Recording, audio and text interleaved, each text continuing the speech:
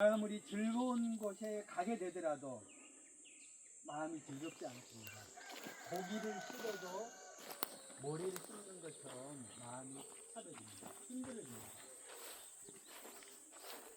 음식은 맛을 잃어버리고 유쾌한 모든 순간들이 그냥 그렇게 지나쳐 버리고 맙니다. 마치 죄를 안 졌는데도 자녀 입장에서 마치 내가 죄를 지은 것처럼 마음이 어두워지는 게 현실입니다. 누님이 아프고 나서 우리 명도 힘들어하시고 다음에 우리 조카들도 얼굴이 어두워지고 힘든 광경들을 제가 좀 봤습니다.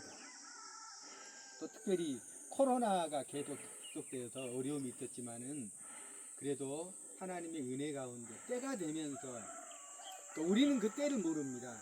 지나고 나면은 가장 적당한 때였구나. 하나님의 영광을 위해서 가장 좋은 때였음을 우리는 알게 됩니다. 그러면서 우리는 한 가지 의문을 갖게 됩니다. 강순자 권사님, 제가 이 누님을 겪어봐도 남에게 항상 상냥합니다. 친절합니다. 그리고 잘해주려고 합니다. 자기를 희생시켜라도 남을 기쁘게 해주려는 그런 모습을 봤어요. 그 모습을 뭐라 하냐면은 천국을 사는 모습입니다. 어떤 사람은 독재자는 자기만 마음대로 합니다. 나를 즐겁게 하고 내가 주관자가 되고 모두가 나를 바라봐야 됩니다. 그 누님은 교우들에게도 그러고 우리 교회 왔을 때도 오히려 정말 상냥하고 이들한테 잘해주고 하는 모습을 봤을 때 이게 바로 천국을 사는 모습이다. 근데 누님이 저는 이제 매형과 누님의 덕분으로 신학교도 이제 등록금을 우리 매형이 대주셔가지고 무사히 졸업해 있습니다. 그러니까 저는 감회가 깊어서 한번 물어봤습니다. 누님, 신앙이 뭡니까? 그러니까 제 입장에서는 조금 못마땅한 게 있었어요. 늘 성경 읽고 공부하고 내 몸에 그게 배가지고 누님도 많이 알고 교사되고 막 이렇게 막 앞에 나서고 하는데 좀 답답한 마음이 누님 신앙이 뭡니까? 이렇게 했더니 난 다는 모른다. 그러나 나는 주님을 사랑한다. 이렇게 대답을 하시더라고요. 그래서 누님이 잘하십니다. 했는데 신앙의 핵심이 뭐냐? 사람들이 많이 오해를 합니다. 신앙의 핵심은 사랑입니다. 사실. 구약에 10계명을 주었지만은 예수님께서 한 가지 계명을 더 주십니다. 너희가 서로 사랑하라. 너희가 서로 사랑하면 너희가 내 제자인 줄 알 것이고 많은 사람들이 나를 전도하는 기회가 될 것이다. 요한복음 15장, 16장, 17장 들어가면서 또 말씀하십니다. 너희가 나를 사랑하면 나도 너희를 사랑할 것이요 너희에게서 내 계명을 나타내게 되리라. 그리고 너희가 내 계명을 지키게 될 것이다. 이렇게 정말 기독교의 핵심되는 진리를 말씀해 주세요. 그런데 그 누님이 나는 주님을 사랑한다 이렇게 말씀했을 때 많이 배운 저는 할 말이 없더라고요. 누님이 핵심을 잡았구나. 참 신앙적으로 잘 사셨구나. 그래서 저희 교회 다니면서 하시는 모습을 제가 봅니다. 명도 사실은 제가 모시기 힘든 명이에요. 장로님. 누가 봐도 명이 목사가 돼야 되고 제가 기분 나쁘지만 의삼지 보면 명이 목사가 되고 너는 집사감이다. 너는 목사감이 아니다. 그래서 좀 기분 그럽니다만은 점잖하시고 그리고 정말 목사님 못지않게 근실하시고 신실한 모습을 보이셨어요. 그래서 제가 좀 궁금했습니다. 누님 어떻게 살으셨어요? 우리 박씨 집안은 형제 우애가 정말 돈독하다. 그렇게 자랑을 하세요. 얼마나 그렇게 잘하시는지 모른다. 그리고 부모님 인정할 때도 순서대로 다 이렇게 교대로 해가지고 다 봤다. 그래서 제가 가슴이 뜨끔했어요. 왜냐하면 저희 어머님 임종할 때도 어머님 모셔놓고 저는 교회가 있고 그걸 지켜보지 못하고 나중에 아프다기로 하는데 나는 정말 잘 살고 성실하고 은혜로 산다고 남에게 한 흠이 없게 하려고 새 마음 먹고 변화해 사는데 나보다 낫구나 저분들이 그런 느낌을 받았습니다. 네, 누님이 그런 신앙으로 사니까 다 만족했는데 한 가지 늘 누님이 마음에 걸리는 게 있어요. 늘 마음에 걸려요, 그거를. 그러니까 누님, 뭔 일이십니까?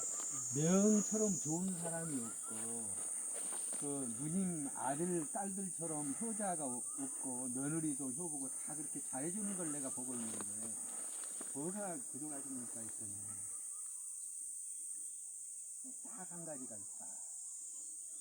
우리가 서울의 이촌동에 올라와서 힘들게 살면서 교회를 섬기고, 그리고 이 잠실로 와서도 새로 기반을 잡고 하는데, 너의 명처럼 신실하고 성실한 사람이 없는데, 장은호가 안 되더라.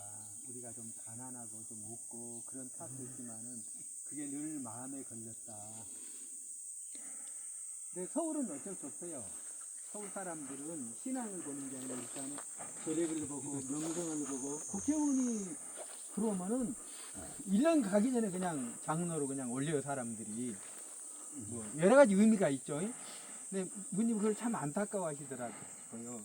명보다 더 늦게 들어오고 지금 기자가 국민일보 기자였으니까 먼저 장로가 되고 해서 이건 순서가 들린데 나 그런 건 좀 아닌 것 같더라. 너네 명처럼 신실한 사람이 그리고 없어 했더니 딱 한 가지가 있어. 명 문제다. 나중에 장로가 됐으니까 딱 하나가 있다. 그게 뭐냐? 그게 뭘까요? 그게 정말 승부만 그게 뭘까?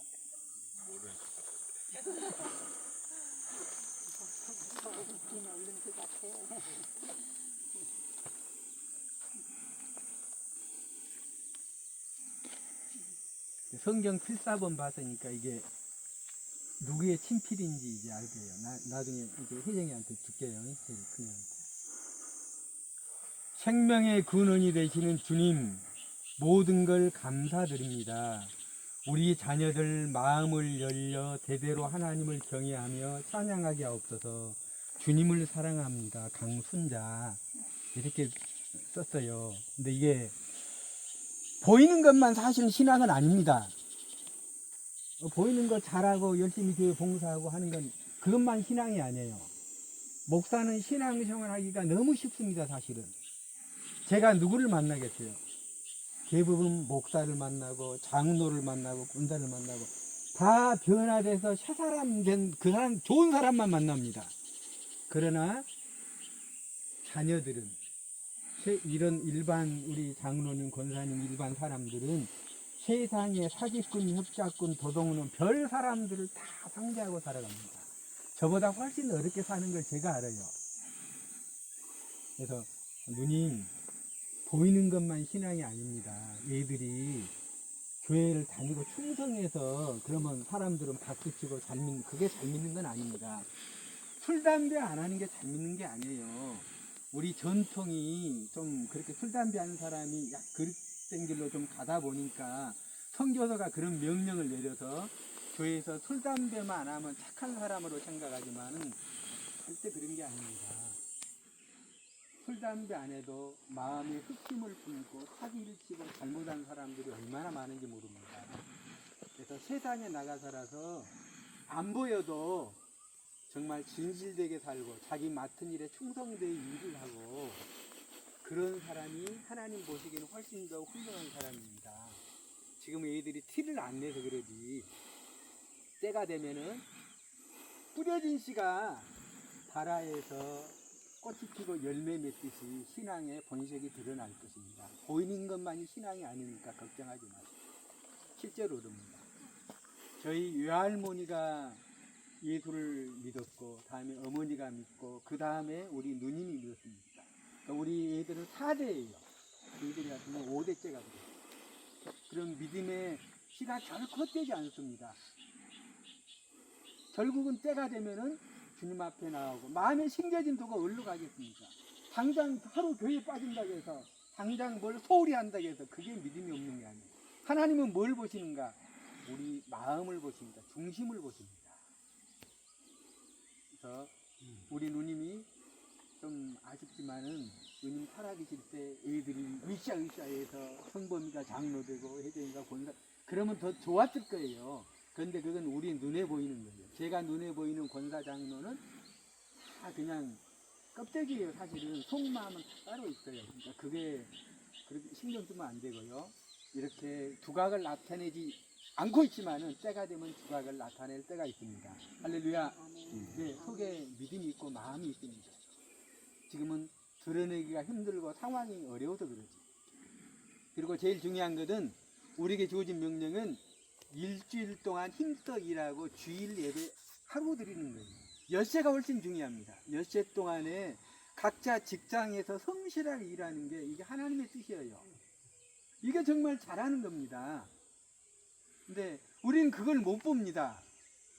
저 목사된 욕심에서는 직장 좀 빠져도 주일로 와서 좀 헌금도 하고 봉도 이런 욕심이 들어요. 이건 내 욕심이에요. 하나님은 7일을 줬으면 6일날 성실하게 일하는 사람을 더 원하셔요. 우린 눈에 보이는 것만 원하기 때문에 자주 잊어버리는데 그렇지 않습니다. 제가 보기에는 자녀들 건강하게 잘 자라는 그런 물론 이제 못 보고 애들이 건사가 되고 하는 그 껍데기를 못 보고 가겠지만 우리 땅에 치는 지치고 힘든 거 제가 안바로 압니다. 얼마나 마음이 무거워요. 사실 아무리 즐거운 곳에도 불러도 갈 수 없어요. 가더라도 즐거울 수가 없어요. 이 입장에. 하나님께서 이제 때가 돼서 불러가셨습니다. 죄송합니다만 저는 요한원에 들어간 뒤부터 하나님 어차피 예수 믿고 천국 가는데 가능하면 일찍 좀 불러가세요. 1년 넘었어요. 근데 제기도 안 들어주시고 더 있다가 이제 네, 명이 들으면 서운해 하실지 모르지만은 하나님을 믿는 제 입장에서는 여기서는 병들고 아플고 쓰라리고 속상하지만은 하나님이 우리 준비하신 천국은 다시는 아픔이 없다, 슬픔이 없다, 다시는 눈물이 없다. 우리 가장 완전한 몸으로 우리를 부르신다. 얼마나 영광스럽습니까? 이 땅의 허물을 다 벗어버리고 새 몸을 입고 하나님 앞에 설 때 그 영광스러움은 말할 수 없습니다. 그 은혜는 말할 수 없습니다. 하나님께서 그걸 원하셔서 때때로 우리에게 아픔을 주십니다. 아파야지 정도 떨어져요. 정이 안 떨어지면 같이 죽을라게 해요. 그래서 하나님이 왜 아프시게 하는가? 그냥 내일 모레 그냥 확 데려가지. 그런데 아니에요. 하나님은 다 뜻이 있어요. 몇 달이고 몇 년 아플 때 마음 약한 사람들은 마음을 정리합니다. 정리하면서 이제 어머니 가셔도 되겠구나. 그런 마음이 정리됐을 때 하나님께서 불러가십니다. 그 마음이 준비되지 않을 경우에는 집이 어려워요. 아들이 그냥 같이 죽겠다고 하고 남편이 같이 따라간다고 하고 식음을 전폐하고 그 애들은 뭐가 됩니까? 우리는 다 모릅니다. 이런 기간을 준 것도 하나님이 준비시키는 거예요. 그리고 마음으로 준비시켜서 내가 취하고 있는 거, 내가 가지고 누리고 있는 게 아무것도 아니라는 걸 알게 돼요. 어차피 하나님께서 우리를 부르실 때는 아무것도 필요 없습니다. 모아놓은 돈도 갈 때는 혼자 가야 됩니다. 아무리 헬스해도 건강해도 다 필요 없습니다. 그냥 다 가야 됩니다. 그래서 하나님께서는 특별히 사랑하는 자에게 고통을 주셔서 미리 체험하게 하십니다. 좀 아프게 하고 하나님을 의지하는 법을 배우게 하고 내가 의지했던 모든 게 쓸데없는 거구나. 그렇게 필요한 게 아니구나. 정말 중요한 것은 주님이구나. 그리고 더 중요한 것은 주님의 사랑을 내가 느끼고 그 사랑을 내 이웃에게 전하는 겁니다. 내 자녀에게 사랑을 베푸는 겁니다. 친절해야 됩니다. 상냥해야 됩니다. 겸손해야 됩니다. 그런데 목사인 제가 봤을 때 누님은 늘 상냥했어요. 늘 상냥하고 늘 사람들에게 친절해 주시고 그리고 늘 음식을 남게 해서 싸주기시도 하고 나는 헛살았다. 신학 박사가 된다고 그렇게 수십 년 공부를 했는데 누님보다 못하다. 누님은 천국을 사신 분이구나. 이걸 느꼈습니다. 우리 자녀된 분들도 허망해하지 말고 하나님의 뜻이 계시구나 하면서 그 뜻을 따라서 차근차근 껍데기를 채우려 가지 말고 당장 교회 가라는 얘기가 아니에요. 마음의 진실함을 찾아가요. 우리 매형도 좀 속상하고 너무 아쉽잖아요. 같이 있어야 되는데 그래도 그것 내려놓고 이제 장차 때가 되면은 우리 모두 불러서 하늘나라의 한 자리에 모이게 하십니다. 그 영광의 때를 기억하면서 하늘을 바라보면서 사시는 게 아버지의 뜻입니다. 그래서 우리에게 고통 주시고 아픔 주시고 또 어려움을 주셔서 우리를 준비케 하시는 겁니다. 그래서 이 하관 예배가 슬픔의 육신으로는 슬픔이고 이별이지만은 그러나 우리 누님이 새 몸을 입고 건강하게 가장 활발하게 주님과 함께 계시면서 이제 우리를 기다리고 계십니다. 그 기다림을 생각하면서 하루하루 믿음으로 또 진실함으로 살아가시는 믿음의 사람, 은혜의 사람, 성령의 사람 되어주시기를 간절히 축원합니다. 아멘. 아멘. 아멘. 마지막 축도하기 전에 우리 가족 대표가 하실